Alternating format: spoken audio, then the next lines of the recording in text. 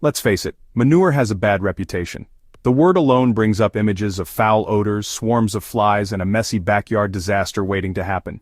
Yet, hidden behind that stigma lies one of the most powerful, natural soil-reviving tools available to any gardener.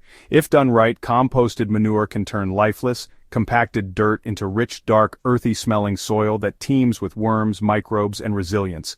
But here's the key: it's not just about using manure, it's about aging it the right way. Most beginners make the mistake of dumping raw manure directly onto their garden. They're then hit with the stink, the flies, and worst of all, plants that either burn or refuse to grow. That's because raw manure is too hot for soil life. It's full of ammonia, pathogens, and too much nitrogen all at once. But when you learn to age it correctly, when you treat manure like a slow brew instead of a quick fix, it transforms. And what you're left with is one of the best soil conditioners nature has to offer. Let me walk you through exactly how to do that, and why aged manure might be the single missing link between dead soil and a thriving garden ecosystem. Before diving into the how-to, it's worth understanding why composted manure is so effective. Aged manure isn't just a source of nutrients. It acts like a soil sponge, improving structure, retaining moisture, and feeding the microbial army beneath the surface. Properly aged cow or chicken manure is packed with slow-release nitrogen, organic matter, and beneficial microorganisms that rebuild humus and support strong root growth. The trouble with raw manure is that it's biologically unstable. It's too rich in ammonia and still undergoing fermentation.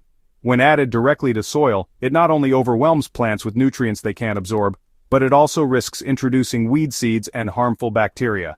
Aged manure, on the other hand, has gone through the composting process. It's been exposed to oxygen, heat, moisture, and time.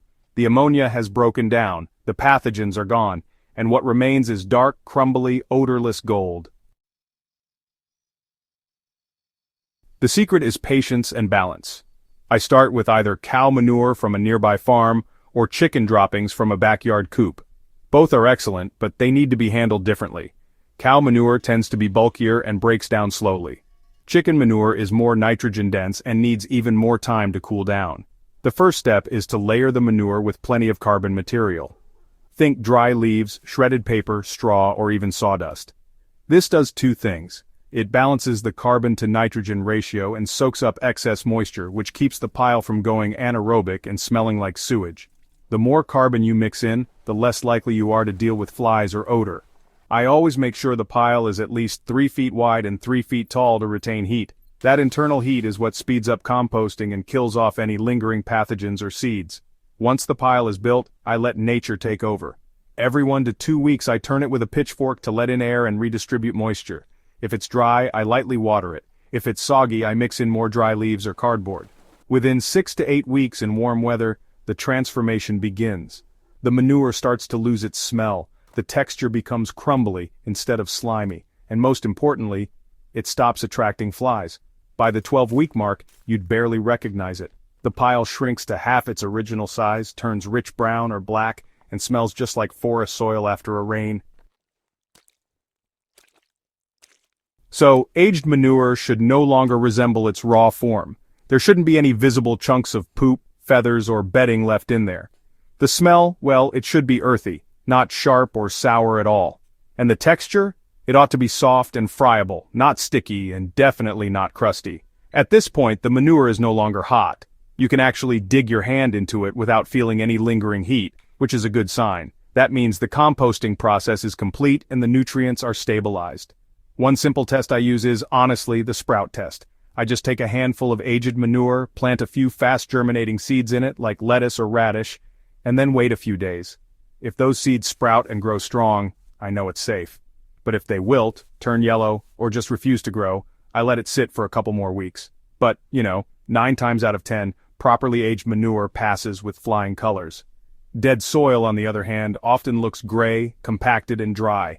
It lacks texture, organic matter, and living organisms. When I apply aged manure to soil like that, I don't just dump it and walk away. I use it strategically. Sometimes I work it into the top 3 to 4 inches of soil, especially in vegetable beds.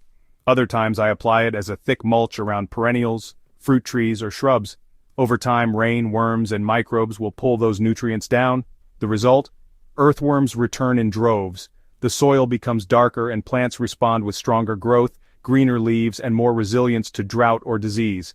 And, unlike raw manure, this composted version never burns roots or causes those pesky fungal problems. It integrates gently and nourishes deeply.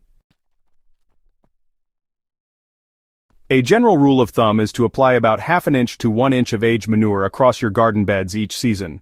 For heavy feeders like tomatoes or corn, you can go a bit heavier, but the real beauty of aged manure is that it continues feeding the soil for months. It doesn't leach nutrients in a sudden flush. Instead, it creates a slow-release buffet that benefits soil life all season long. As for timing, I prefer to apply in early spring or fall. In spring, it sets the stage for a productive growing season. In fall, it acts as a protective layer that continues decomposing over winter. You can even add it to compost piles as a microbial booster, or use it in seed-starting mixes if it's finely sifted. Manure doesn't have to be scary. When aged the right way, it becomes one of the cleanest, most effective ways to breathe life back into your garden.